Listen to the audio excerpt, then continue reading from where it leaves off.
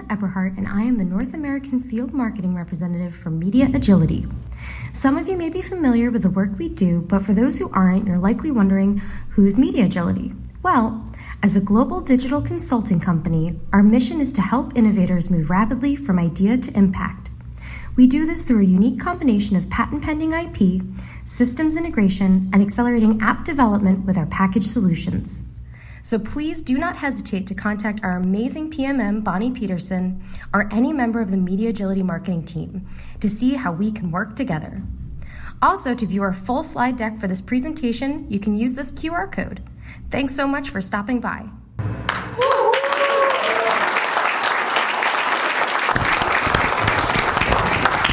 Wow.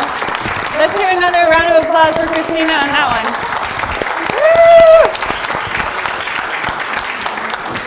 Okay. Welcome, you guys, to day 2 of Growth 2020. Yesterday, we had a really great day.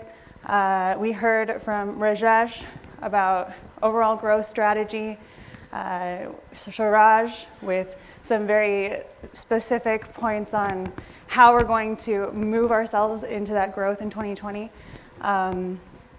We heard from every one of our teams about our relationship with Google, which blew me away. I was so impressed with the relationship that you guys have in the US, all the praise that the US team has for our, the US Google team has for our team. The relationship between the India team and Google, oh my God. So good morning, everybody. Thank you for being back. I'm sure the mindfulness session was very immersive. And in the spirit of being mindful, before I hand over the mic to Jessie, our host for the day, I want to just take a minute to apologize, acknowledge, and be mindful of some of the big errors that we made yesterday. The first one being that we, of course, did not represent the map of India correctly in our keynote. So I'm very sorry, and I'm very sorry to all the Indians here. I deeply regret it. We should have caught this on earlier. And we will make sure that this is corrected in every internal or external content that we share with the audience. So sorry about that. Okay, I'm sorry.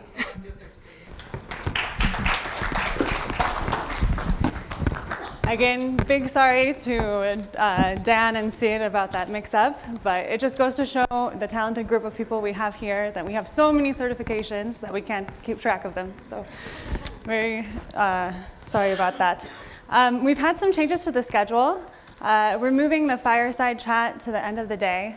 We'll have these changes updated in Guidebook soon, but just to read out kind of the on-deck group, we're going to have the ABU Growth Solutions by Kamal next, and then after that, Nirdesh's group for Business Transformers, and then we'll have a 15-minute break. Hopefully by then, we'll have everything updated in the app, so you can check it there. So without further ado, we'll introduce the ABU for Growth Solutions. Kamal Puri, come to the stage.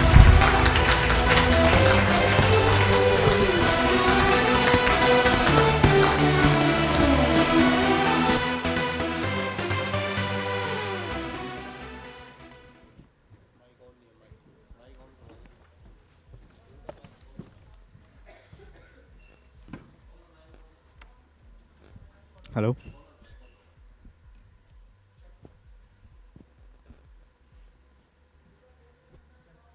Check. All right. So we're going to talk about what we are planning for 2020 for growth solutions. And just a quick disclaimers. The slides that we have are not as pretty as they were yesterday. So please be mindful of that. So what we're going to start with, we're going to start with a quick recap of the journey that we have been running in growth solutions so far. And for this session, I have the growth solution team on the stage with me who are going to help me talk about our 2020 plans. So I have Siddharth and Pallavi, who are going to talk about app and infra modernization, a practice that we have. And then we have Tarak and Dhruv, who will talk about data management, and Megha, who will talk about app dev. And lastly, we will also cover modern collaboration as part of our offerings that we have. But before that, let's look at last few years, how we started and where we are today.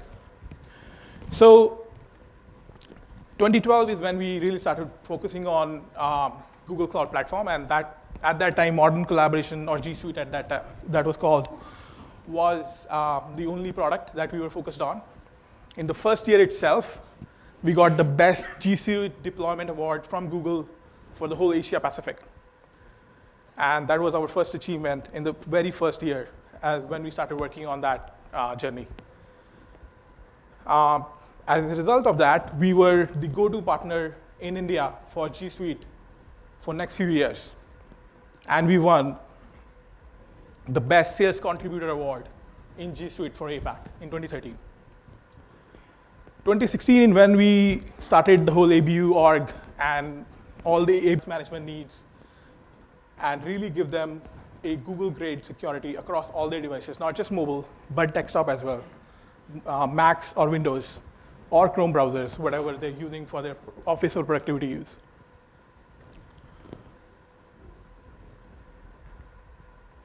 And the next one is app and infra modernization.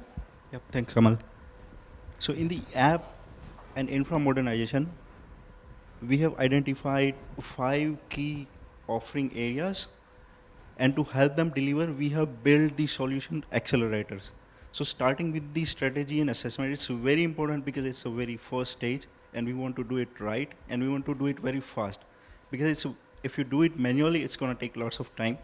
So we have built lots of, we are using lots of tools like the Cloud Physics, Stratozone, which will help you do the lots of infrastructure discovery on customers' network, and help you build the different reports like ROI, and they can help you find out the entire inventory of the customer. That can also, so using these tools, now you can cut down the chase of weeks into few days, and we can accelerate the entire process. Apart from this, we also have the Cloud Start workshop, which we can conduct at the customer's site, and it's a built-in guide. We have done some of the industry best practices to conduct the entire workshop and design the entire strategy for the assessment of the customer's infrastructure. Moving on, the second area is the architecture and planning. So when the customer is moving into GCP or modernizing their infrastructure, they might be approaching into different areas, like they might want to do the re-engineering of the entire stack, or they want to do the lift and shift. And to help them accelerate the entire thing, we have different practices. So we have TIC, which is called Technical Infrastructure Kickoff, and TOC, which is Technical Operation Kickoff, where we can conduct at the customer site and do the entire one-on-one assessment of the infra. We can understand the current infrastructure stack, their application stack, and how would that look like into new architecture into GCP. Apart from that, we have lots of ready-made tool available, like we have a foundation kit, which implements the entire best practices for the architecting and planning. And we also have the ready-made templates to do the entire project planning and the technical design document and technical design diagram. So it's all ready to available and ready to go. Third area of the offering is the migration services. Yeah, so in data management, we have 3 services that we are offering. The very first one is migration of your SQL, NoSQL databases to GCP. So we have guides available for all these databases in case of, let's say, if in terms of best practices. So we have all these guides available if you want to move your SQL Server database to GCP, MySQL, Postgres, Cassandra, and MongoDB. And we have Terraform scripts, ready-made Terraform scripts to spin up your migration infrastructure, and ready-made ETL pipelines if you want to replicate your databases with any of your syncs that are available in BigQuery. Or other guides for the migration and app development. So next, if for the proper app development, we have our code library ready, in which we have like basic functionality code in our library, like login, sign up, social sign up, and Kubernetes deployments, Docker files, and proper CICP in identity providers available.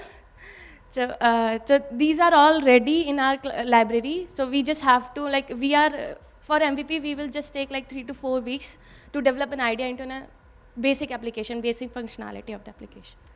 So next we have, for the microservices and service mesh, we are using the best practice 12-factor microservice best practice. So for that we have Apigee and Istio, both the templates and like guides ready. So we are having demos, templates, guides all ready in our repository. So we just have to take them and say that yes, we are ready to have your microservices, your whole API management in just like we all available. So next for the testing, we have functional testing. We are offering functional testing, performance testing, and security testing. For these testing, like customer wants to do a functional testing, so we have Selenium scripts ready. So we just need to customize it according to their needs, and we all the scripts customizable according to client needs. Next, for the performance testing, we are using load, SOM, locust, and JMeter. So for that, load testing is like we are just, these are the templates, checklists already. Just we have to ask them like what are their requirements and needs. So for the security testing, we have HIPAA compliance, GDPR compliances, checklists, guides, or like config map like sort of things. And global opportunity, that was the third theme that all ABUs are embracing. And I'm really proud to have a great team who will be truly global across all 4 regions we operate in. By end of this month, we will have engineers across all 4 countries stationed locally and serving local customers. So we started the team in January, and we will have 4 people in US by end of this month. Dhruv is relocating to UK, and Rajan is moving to Mexico by end of this month. And that's it. Thank you, everyone.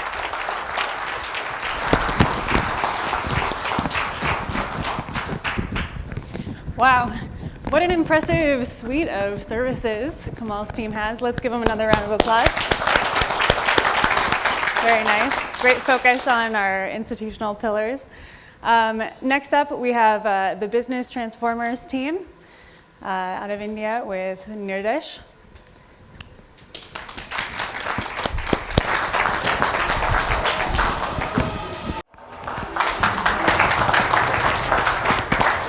Thank you for the round of applause. I hadn't even started yet. So, boost? I don't need a boost, man. You have worked with me for 15 years. Do I need a boost? So yesterday, this time I'll surprise you, because yesterday it was with Abhishek and he said, please don't do your silly jokes because I will not be able to match you. So this will be a different sort of a presentation, because the people who know me know that I am a motivational speaker first. So this will be more of a motivational speech than a drill down technology presentation, because I believe that Kamal has done such a great job, and some of the team members I still haven't released from my project, so we get all that by default. So let's not go into it. If you want to refer to it, you can see the previous presentation. So we have that by default, and thanks Kamal and team for the great work you have done already. And we stand on a pedestal. We have the cushion, as I was explaining yesterday as well. So we'll start with something different. Okay, so we named our business unit Business Transformers. I saw a lot of names around and I felt that 50, but I made it conservative and just put a greater than 30. 50 is anyways greater than 30. Okay, and we are working on a very niche open banking development project for ICICI Bank. We want to take it to other banks. We have an in principle agreement with them that if we don't touch 2 of their customers, we can take it to tier 2 banks, and we are vigorously working on making it a product. Team structure. So I learned from my experience of the past, because I come from a technology background, then I was pushed into business development, then into sales, and then into pre-sales, that you can't play all the roles, right? You need experts to play each and every different role. So we hired a few people, starting with Srinidhi, who happens to be a domain expert in BFSI. So our play here is that such people sit at their key customers and they talk. Without any big kickstart, we had a running enterprise account already in our ABU, which is Whirlpool. This presentation is mostly about that account in numbers. And this is where we started, in a park, sitting on grass, me, Rajesh, and Nilesh. And we planned a region-focused ABU, and at that time we decided that we need a focused approach as an ABU to serve in UK/I.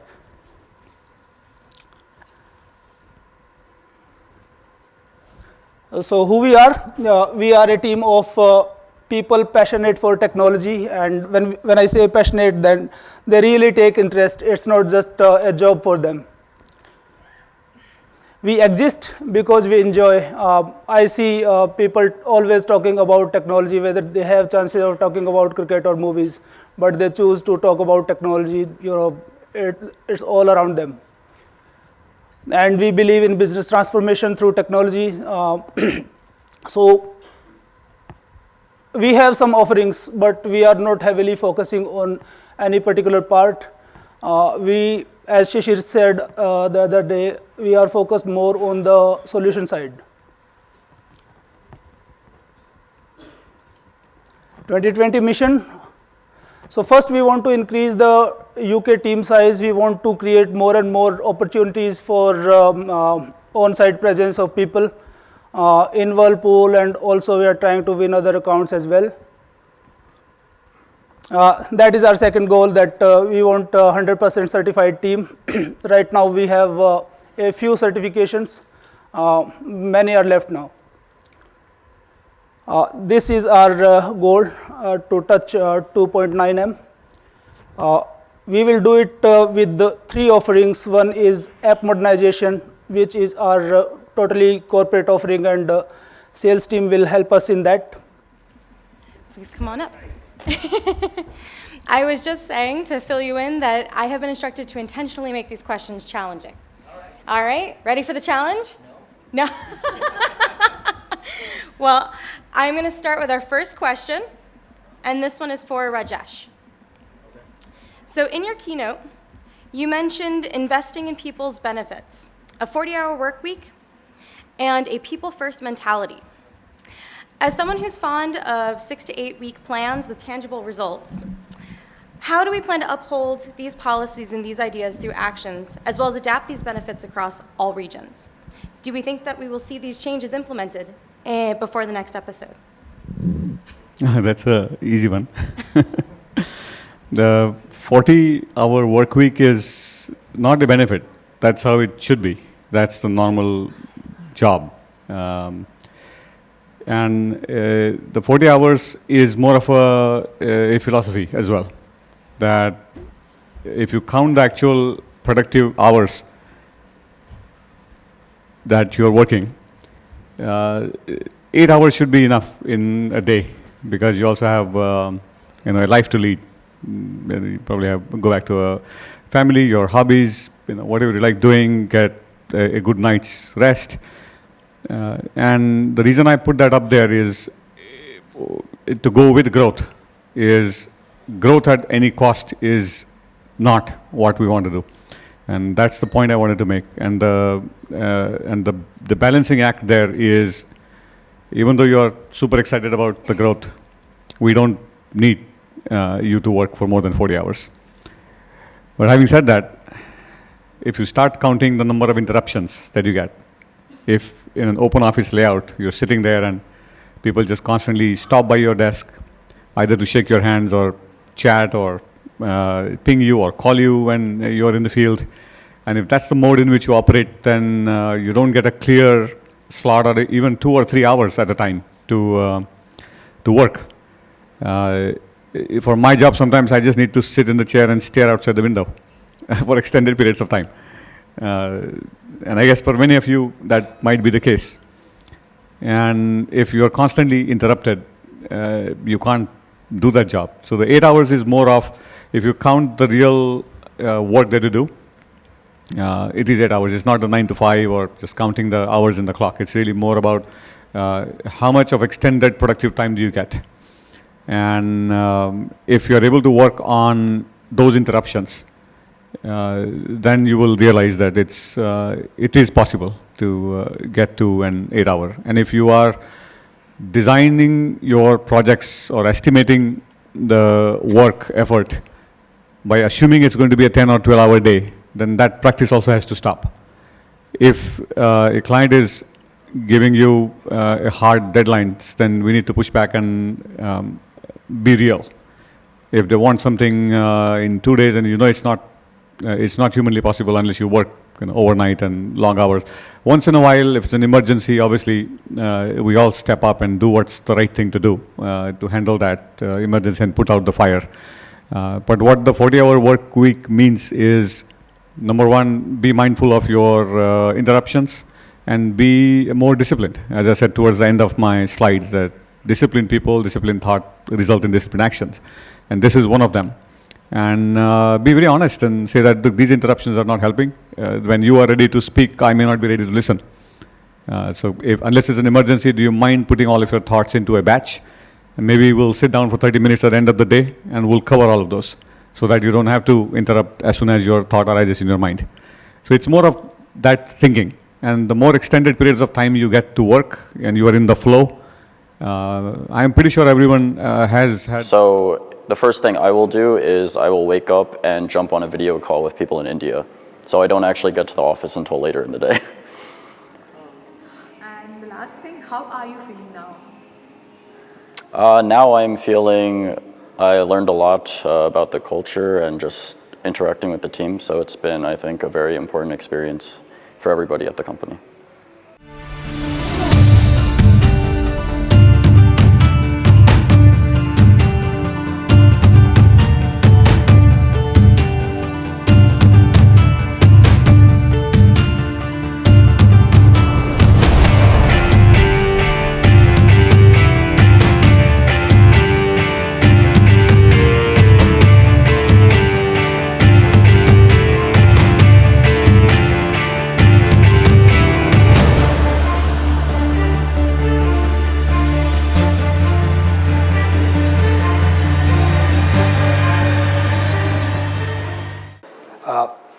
It's just been 7 months I've been in Google, and this relationship for me, this partnership has been very smooth.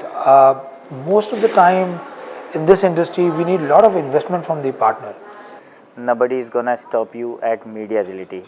If somebody is taking initiatives, here there is, so if I compare to other, bigger organization, we are not, that big in terms of numbers. We are hardly, below 1,000 people company. But in those organizations, I do have a lot of friends there, and I can see like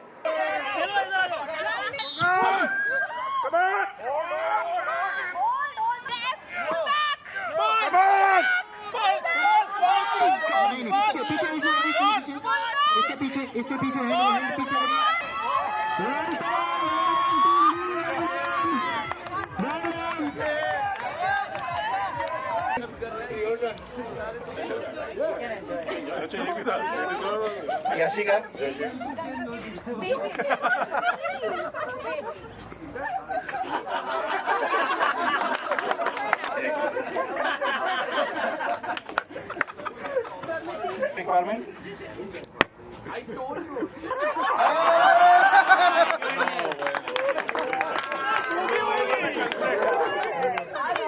Move to your right. Move to your right. Move to your left. Raise your right hand. Raise left.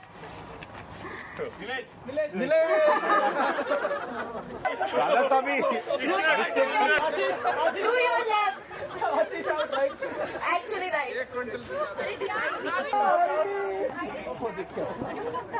Rotate to your right. Right.